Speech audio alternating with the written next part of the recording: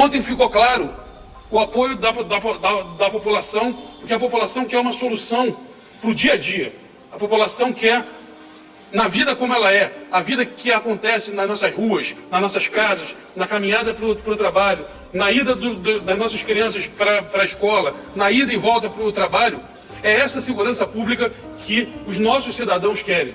E eu falo aqui hoje pelos 16 milhões e meio do Rio de Janeiro, mas falo com certeza aqui pelos mais de 200 milhões de brasileiros, não só os cariocas e fluminenses. Por isso, não entraremos nessa armadilha de ficar querendo polarizar ou politizar uma das maiores ações que já houveram. Fiquei feliz nessa reunião com os governadores ao entender que todos eles percebem a importância Estamos de volta com o Luz pela Jovem Pan de Rádio, o governador Cláudio Castro do Rio de Janeiro com a palavra. Vamos ouvir. Situações, sobretudo de algumas ações judiciais, fizeram o Rio ser esse grande bunker de lideranças hoje. E os governadores percebem isso claramente e todos se colocaram com a intenção de ajudar, com a intenção de colaborar com o Rio de Janeiro. Esperamos do governo federal, sinceramente, um foco no Rio de Janeiro, um foco de integração, um foco de trabalho junto, um foco inclusive de financiamento, de nos ajudar nesse financiamento, já que há, por parte de algumas autoridades, tanta preocupação que eles nos ajudem sim a financiar. Quero me solidarizar com o governador do estado do Rio de Janeiro, Cláudio Castro. Parabéns. Essa posição, essa decisão de enfrentar o crime recebe o aplauso hoje do Brasil. O brasileiro não suporta mais conviver com esta total situação de impunidade, onde traficantes e Urgentíssimo! Ministro da Justiça e Polícia Federal de Lula foram pegos em mentiras sobre o Rio de Janeiro. É escandaloso e pior, mostra como o crime é organizado e o governo Lula é desorganizado. Tem como dar certo o combate ao crime assim, gente? Eu vou mostrar para os seus vídeos, as provas e como que isso vai impactar a eleição. Então fica aqui comigo e presta atenção nisso aqui, ó. Este foi o ministro da Justiça e Segurança Pública de Lula, Ricardo Lewandowski, ontem, logo depois daquela mega operação policial no Rio de Janeiro contra o crime organizado, que já deixou mais de 120 mortos e já é a mais letal da história do Rio e que não teve um dedinho de apoio do governo Lula. Aí olha aqui o que saiu no G1.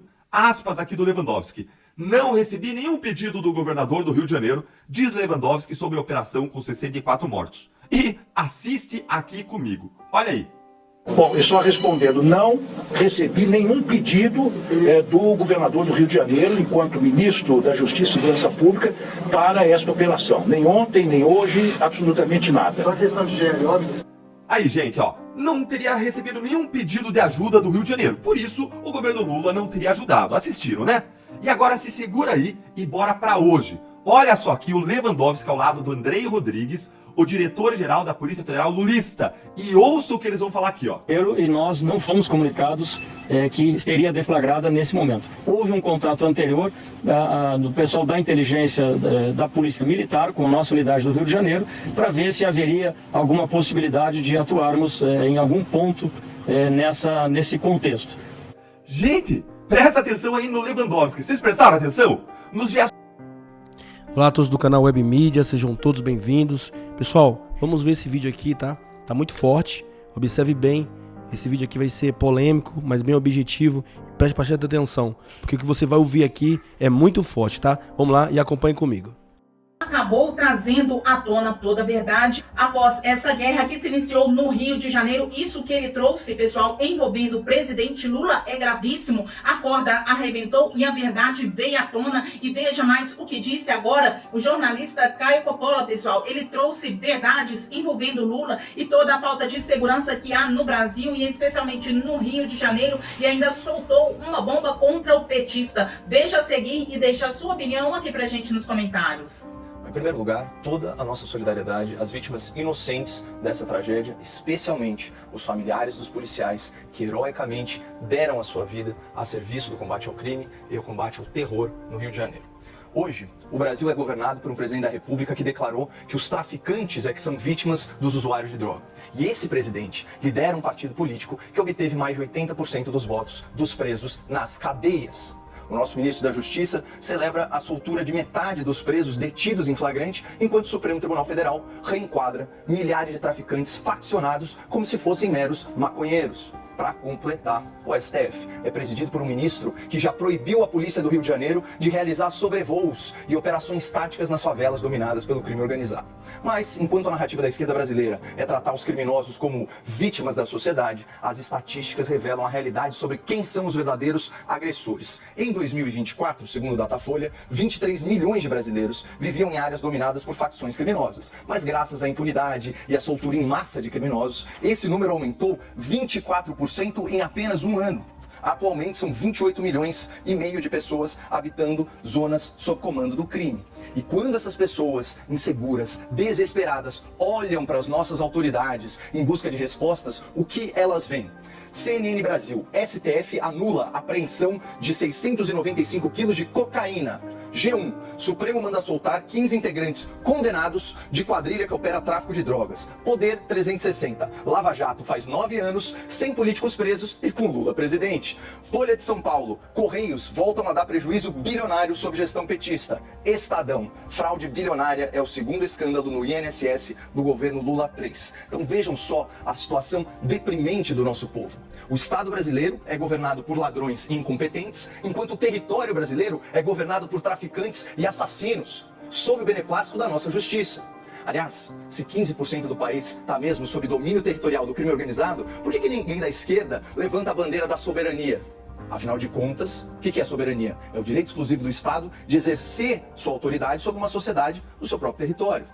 Se tirar o visto americano de um juiz que censurou cidadãos americanos já é considerado um ataque à soberania nacional, imagina aterrorizar 30 milhões de brasileiros pobres e vulneráveis obrigados a obedecer sob pena de violência, tortura e morte. Que soberania seletiva é essa? Aspas aqui para matéria especial da CNN Brasil. A tentativa de equiparar facções criminosas a grupos terroristas é motivo de preocupação no governo Lula, que vê na medida um risco à soberania. Por isso, na ONU, o senhor Lula da Silva disse com todas as letras, é preocupante a equiparação entre a criminalidade e o terrorismo. Quer dizer, então, que, de acordo com os critérios do governo Lula, narcotraficantes do PCC e do Comando Vermelho, que atiram com armamento militar, que lançam granadas com drones, que matam policiais para defender o seu território de influência, são apenas criminosos comuns? E, por favor, porque é um assunto sério, deixa eu completar aqui, depois você tira o meu tempo. É muito curioso o duplo padrão das elites governantes do Brasil quando o assunto é terrorismo. O ministro Alexandre de Moraes, num despacho de 2023, ele não teve problema nenhum em se referir aos investigados pelo 8 de janeiro como, aspas, criminosos terroristas. E talvez esse seja o problema. Para que o Lula, para que seus aliados reconheçam os narcotraficantes, torturadores, assassinos das facções como terroristas, eles precisariam rabiscar estátuas com batom, derrubar relógios antigos, rezar o Pai Nosso e cantar o hino nacional. Portanto, respondendo rapidamente à pergunta, o verdadeiro caminho para combater o narcoterrorismo é eleger um governo que não tenha um diálogo cabuloso com o crime, que não trate os agressores como vítimas e que reconheça que as facções são organizações terroristas. Isso vai facilitar e muito o valoroso trabalho das forças policiais. Já passou da hora do Brasil também enfrentar o debate sobre narcoterrorismo. O Brasil precisa enfrentar esse debate. E o parlamento, o Pittoli foi muito feliz em lembrar, o parlamento é a arena adequada para se debater sobre narcoterrorismo no Brasil. Do contrário, nós vamos enxugar gelo a vida inteira. É a aspirina, como você citou, contra um paciente terminal. E aqui cabe uma pergunta em relação às eleições do ano que vem. Porque esse é o tema central da eleição. Esse é o verdadeiro tema da soberania nacional, na minha opinião, e eu gostaria de ouvi-lo. Isso sim é falar em soberania nacional. É em devolver o Estado brasileiro para os pagadores de impostos. É tirar o Estado das mãos desses guerrilheiros. E, infelizmente, quem está no poder compactua com eles. Passa a mão na cabeça de bandido. Silvio, eu vou dar uma atualização aqui que ninguém tem.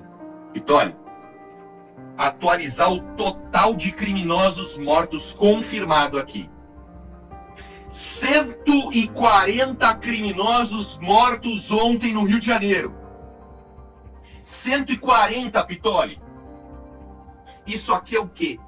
É sinal de que as favelas no Rio de Janeiro não são mais território brasileiro.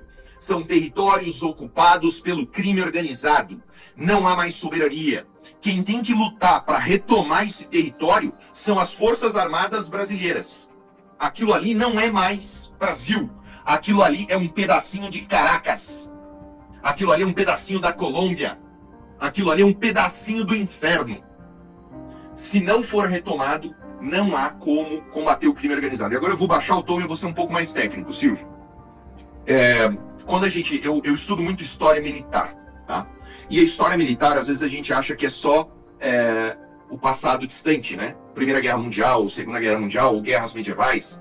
Silvio, você sabe qual é o conflito que mais se assemelha ao que o Brasil tem hoje no conflito com as favelas? São as guerras de contra-insurgência das batalhas de Fallujah, da guerra do Iraque, de retomar um território insurgente. Eu vou te explicar por quê. Qual é a diferença entre o combate que é feito... vamos falar a semelhança. Qual é a semelhança entre o combate que é feito pelas forças americanas em Fallujah e as forças policiais brasileiras e as favelas? Dá para distinguir o cidadão de bem do soldado da favela? Do soldado do crime organizado? Dá para distinguir ele porque ele usa um uniforme, porque ele tem uma identificação, porque ele tem um equipamento diferente? Ou eles se vestem exatamente da mesma forma, propositadamente? Óbvio. Não dá para distinguir. Essas pessoas, no final do dia, ao cair da noite, elas têm que se abrigar numa espécie de barraca, numa espécie de ponto de logística, ou elas vão dormir na cama delas, em casa, com a família? Quando o criminoso é morto, ele é substituído por um outro soldado que tem que ser transportado para o fronte de batalha, ou ele ou recruta-se o vizinho dele? Você entende a semelhança que existe entre o que existe hoje de confronto entre as polícias do Rio de Janeiro e os terroristas do Comando Vermelho, do Primeiro Comando da Capital, dos Amigos dos Amigos? Exatamente essa semelhança é a semelhança entre o combate travado pelo exército americano e as forças terroristas em Fallujah. É uma guerra de contra-insurgência. Se ela não for encarada dessa forma, não tem solução. E qual é a solução histórica para o combate de guerra de contra-insurgência? Primeiro, prestem atenção porque isso é literatura militar a mais moderna que existe, os estudos mais modernos que existem. Primeiro, você tem que isolar o território. Você não pode permitir a movimentação do criminoso para dentro e para fora da favela o tempo todo. Você tem que isolar o território. Segundo, você tem que separar as pessoas de bem dos combatentes. Então você tem que criar um corredor humanitário e você tem que remover de dentro da favela aquele cidadão que está sendo oprimido pelo crime organizado. E você tem que dar uma residência digna para ele. Tá? É para isso que servem os programas de construção de casas do governo. Servem para alocar pessoas que não têm condições de permanecer no lugar que elas estão. Então você isola, você remove o cidadão de bem de dentro daquele território. E o terceiro ponto, você fecha o círculo, você progride para dentro, porta a porta, até que todos eles se rendam, sejam presos ou sejam mortos. E depois você ocupa o território. O secretário da Polícia Civil do Rio de Janeiro, Dr. Cury, ele deixou bem claro, eu estive no Tribunal de Justiça do Rio de Janeiro discutindo segurança pública com os desembargadores, ele estava lá, ele palestrou, ele deixou bem claro, a geografia do Rio de Janeiro impede o trabalho policial. Os morros, as vielas impedem o trabalho policial. A ocupação irregular que foi feita impede o trabalho policial. Sabe por que o criminoso se mudou para o morro? Porque ninguém consegue construir ali, porque o Estado não alcança aquele espaço. Ele está isolado, ele está encastelado. O que a gente tem que fazer é exatamente isso. Isolar, extrair, destruir e, por fim, não permitir nunca mais que esses territórios sejam ocupados. Aquilo ali, todo mundo fala, né, as belezas naturais do Rio de Janeiro. Ótimo, os morros vão ter que voltar para a natureza. Vai ter que voltar a crescer árvore e ter lá a ararazinha e passarinho naquele lugar, porque não pode mais ser ocupado pelo crime organizado. O governador de Goiás, Ronaldo Caiado, afirmou à Globo que colocou as tropas do estado de Goiás à disposição do governo do Rio de Janeiro e que governadores da direita devem se reunir hoje por videoconferência para discutir questões de segurança pública. Abro aspas, o presidente Lula simplesmente disse que não vai autorizar tropa para fazer esse combate no Rio de Janeiro. Então, qual é a alternativa do governador Cláudio Castro? É entregar o comando comando do Estado para as facções, é o que questiona Ronaldo Caiado. Ainda segundo a Globo, ontem o governador do Paraná, Ratinho Júnior, do PSD, afirmou que tem conversado com o governador Cláudio Castro e que o secretário de Segurança paranaense conversou com o secretário do Rio, questionando se estavam precisando de reforços policiais. A resposta foi que, neste momento, não seria necessário. Abro aspas, vamos ser realistas, 60% da população está preocupada com a violência. Nós vivemos em um estado de guerra, a dominação do narcotráfico em grande parte do território. Fecho aspas ao que disse Caiado.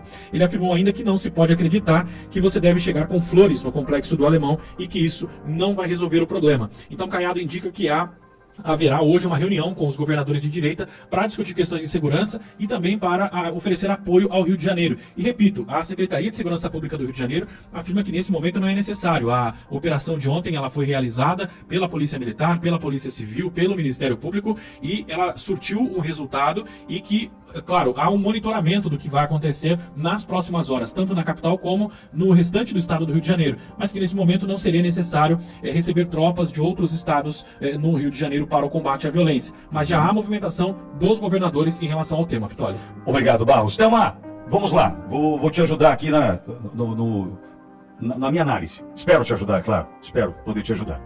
Barros traz informação que governadores de direita. Direita trans, direita permitida ou direita, né? Porque também a gente tem que olhar o seguinte. Tem uma eleição daqui a um ano onde tem uma galerinha ali querendo pegar o bonde andando e sentar na janelinha. Rezando para Bolsonaro continuar preso. Tem esse detalhe aí, hein? A gente não tem que olhar de cima. Tem que olhar de cima. E eu já vou falar sobre o envio de tropas. Mas vamos falar primeiro análise política e depois análise técnica prática, se é que eu tenho capacidade para isso. Mas vamos lá. Análise política, que é o que eu gosto e posso fazer. Vamos pegar o bonde andando? Vamos. Vamos sentar na janelinha? Vamos também. Vamos juntar governadores de direita que estão rezando para o presidente Bolsonaro continuar preso. E por que eu estou dizendo isso com essa tranquilidade? Ué, porque os caras não estão dizendo que se eleito for, vou dar um indulto para o Bolsonaro? O que ele está dizendo para mim, esse cara? Ele está dizendo o seguinte, Bolsonaro, continua preso aí, pelo amor de Deus, para não me atrapalhar, não atrapalhar meus planos, e aí eu sou eleito e te dou indulto. É isso que esse cara está dizendo para mim. Então, politicamente, eu tenho que olhar de cima e pensar o seguinte, já entendi, Caiado, o governador de direita, que chama outro governador de direita, o Ratinho Júnior, que vai chamar outro governador de direita, o Tarcísio, que anda com Kassab, tudo bem, beleza, já entendemos. Então tem a questão política, por quê? Cláudio Castro hoje é o nome. Pega o chat da Auriverde aí. A Auriverde liderando a audiência mais uma vez, à frente do CNN, à frente do Instituto Chupa Lula, né, do ICL, também à frente da Oeste, a Auriverde à frente de todo mundo, agora pela manhã. Vê o chat, que nome que apareceu ali? Quase que unanimemente, Cláudio Castro. Ou seja, a ação do Cláudio Castro, a coragem e a determinação do governador Cláudio Castro e da Polícia Civil e da Polícia Militar. Essa coragem faz com que Cláudio Castro hoje seja um nome. É um nome na mesa. Para que eu não sei. Não sei. O que eu estou querendo dizer é o seguinte. É um nome em evidência hoje pela coragem e a disposição de enfrentar o crime. Ok? É um nome em evidência hoje, Cláudio Castro, porque Lula tergiversou, vasilinou, sabonetou, serpenteou. E o presidente dos traficantes está deixando claro o seguinte. Acho que não vou entrar nessa roubada não, hein? Ah, vai que eu promovo uma chacina do Rio de Janeiro, né? A morte como é que é lá? O massacre do Rio de Janeiro. De bandidos? Que ano passado mataram 703 cariocas e tudo bem? Então veja, o que Caiado já está tendo... Porque para quem ele disse isso? Para Esgoto Lixo. Ele disse isso para Globo, certo? Certo. Ele disse isso para a Globo porque a Globo foi ouvir. E Caiado falou, a Globo vai ouvir Bolsonaro? Não vai. Então, politicamente, os caras olharam, ih, o Cláudio Castro apareceu muito com essa ação, hein? Como é que a gente faz para aparecer também? A gente fala que vai enviar tropas. E Cláudio Castro só deu um sinal, não precisa não. Ninguém me ofereceu até aqui, estou tocando meu baquinho. Então, politicamente tem isso. Outra questão política. O Caiado, Ronaldo Caiado, será que ele poderia me dizer se a gestão do presidente Bolsonaro foi eficaz no combate ao crime organizado? Apreensão de drogas, prisão de bandidos, com Anderson Torres à frente do Ministério da Justiça, Silvinei Vasquez à frente da PRF. Será que o Caiado tem alguma dificuldade em assumir que quem começou esse trabalho de combate ao crime organizado hoje está preso, justamente porque decidiu combater o crime organizado? Falo do presidente Bolsonaro, falo de Anderson Torres, falo de Silvinei, falo de Ramagem, condenado, falo de Garnier, falo dos bons tempos das Forças Armadas do Brasil, falo de Augusto Heleno, falo de Braga Neto, que tem experiência para isso. Então, amigo, politicamente a gente tem que olhar e falar assim, já entendi o Caiado, dá uma entrevista para a Globo, jogando para a plateia, dizendo o seguinte, olha, como vamos conversar, temos uma reunião com governadores de direita. Direita? Direita é mesmo, é? É? De direita? Ronaldo Caiado, o cara disputa uma eleição em 1989. E de lá pra cá, o que ele fez pela direita no Brasil? Isso é um puta de um oportunista. Então, politicamente, é só oportunismo. Ratinho, Tarcísio, Caiado. Vamos lá, então. Eu tenho uma frase que eu aprendi quando garoto, que diz o seguinte, quem quer dar não oferece, amigo. Quem quer dar não oferece. Vai lá e faz. Ô, Caiado, manda a tropa. Manda a tropa, vai lá. Ô, Ratinho, manda a tropa. Manda a tropa. Vocês vão discutir agora? Manda lá. Lembra de Israel?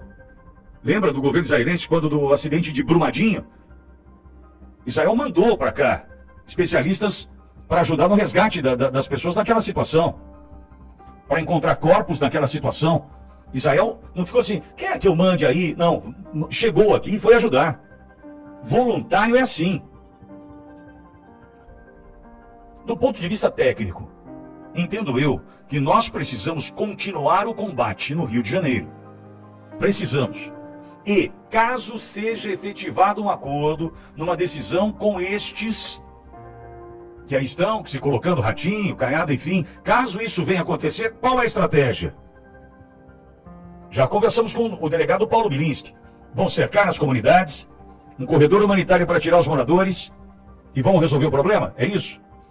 O presidente dos traficantes está avaliando se isso não é apoiar um massacre. Massacre. Quem decidiu andar do lado errado, que pague a conta. Mas, tecnicamente, qual é a estratégia? O que Cláudio Castro mostrou ontem foi que tinha estratégia. Quando encurrala os bandidos, joga pra mata para resolver lá o problema, tirou o risco de novos óbitos ou de mais óbitos dos civis, dos inocentes.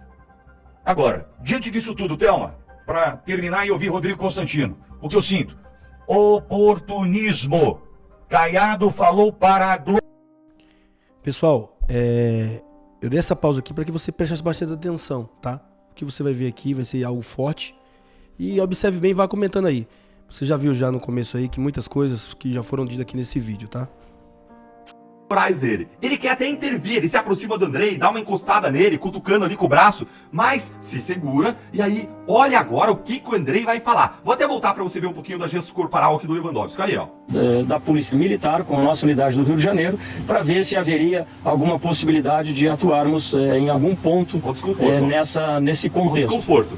A partir da análise do planejamento operacional, a nossa equipe entendeu que não era uma operação razoável para que a gente participasse. Ah, não precisa participar, né? É simplesmente a maior operação de combate ao tráfico de drogas do país. Não é necessário, né? Deixa rolar. Gente, isso aqui é um escândalo. Escândalo. O Andrei falou mais do que devia e revelou. Vou repetir aqui pra vocês. Eu vou ler o que ele falou. Separei aqui pra ler. Ele disse: houve contato anterior do pessoal da inteligência da PM com o nosso pessoal do Rio para ver se haveria alguma possibilidade de atuarmos em algum ponto nesse contexto. A partir da análise do planejamento operacional, a nossa equipe entendeu que não era uma operação razoável para que a gente participasse. Ou seja, ele desmentiu o próprio chefe, Ricardo Lewandowski, que estava tentando tirar o corpo do governo Lula, dizendo não pediram ajuda pra gente. E desmentiu o Lewandowski na frente dele, perante a imprensa, perante a sociedade. Mostrou que o Lewandowski mentiu ontem ao tirar o corpo, ao dizer que ele não recebeu nenhum pedido de ajuda do governo do Rio. Mostrou que o governo Lula foi mentiroso e mais, omisso, foi negligente com a segurança pública do Rio e com essa operação, a qual ele poderia sim ter ajudado. Inclusive com aqueles blindados da Marinha para ajudar a entrada nas comunidades e passar por cima das barricadas. Agora olha o Lewandowski percebendo que a cagada foi feita e que ele precisa tentar limpar a sujeira. Olha aqui o desespero dele. Então houve uma comunicação. Me permita, por favor. Olha, a comunicação entre governantes, entre o governador de estado e o governo federal tem que se dar ao nível das autoridades de hierarquia mais elevada. Então, essa operação, uma operação deste nível, deste porte, não pode ser acordada num segundo ou terceiro escalão. Então, se fosse uma operação que exigisse a interferência do governo federal, o presidente da República deveria ser avisado, ou o vice-presidente que estava respondendo pela presidência, ou o ministro da Justiça e Segurança Pública, ou o próprio diretor-geral da Polícia Federal. Sim. A Polícia Federal foi informada e decidiu que não era o caso.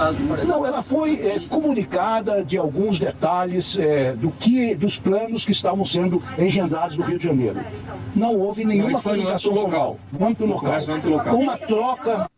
Gente, olha aí, tá escancarado. Ele tá tentando agora tirar o corpo dizendo, não, se quisessem falar com a gente, tem que falar com o ministro. Que arrogância é essa? Não! Os órgãos de inteligência de menor escalão, eles vivem conversando. E aí os próprios subordinados, eles levam isso pra cima. Ele leva e diz, olha gente, olha aqui diretor-geral, olha aqui ministro da Justiça. Eles nos fizeram pedido de ajuda. Isso é normal. Nas investigações, as investigações são técnicas. Isso é normal acontecer assim. Ou seja, ele tá querendo tirar a responsabilidade e colocar a culpa no estagiário.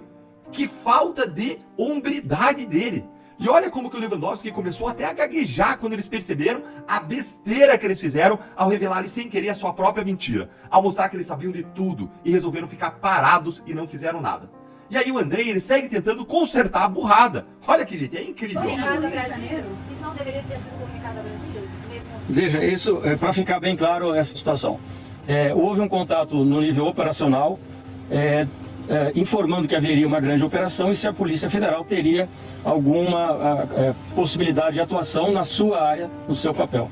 Nós identificamos a partir, aí a nossa equipe, volta a assistir, do Rio de Janeiro, a partir da análise geral do planejamento, não tivemos detalhes mais do planejamento, a partir dessa análise geral entendemos que não era o modo que a Polícia Federal atua, o modo de fazer operações. Então, nós informamos, e aí volto a assistir, o colega do Rio de Janeiro informou o seu contato operacional, que a Polícia Federal segue o seu trabalho de investigação, de polícia judiciária, fazendo o seu trabalho de inteligência, mas que naquela operação que é do Estado, tinha mais de 100 mandados, salvo engano, para cumprir, do Estado do Rio de Janeiro, nós não teríamos nenhuma atribuição legal para participar e, portanto, não fazia sentido a nossa participação.